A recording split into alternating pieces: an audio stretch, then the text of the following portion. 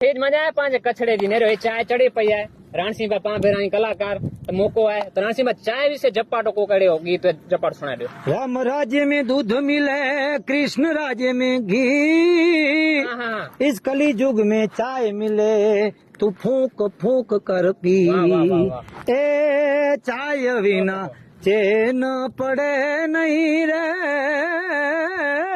ए मनडू मारू तलवल तलवल थाय, ए चाय विना चैन पड़े नहीं रे,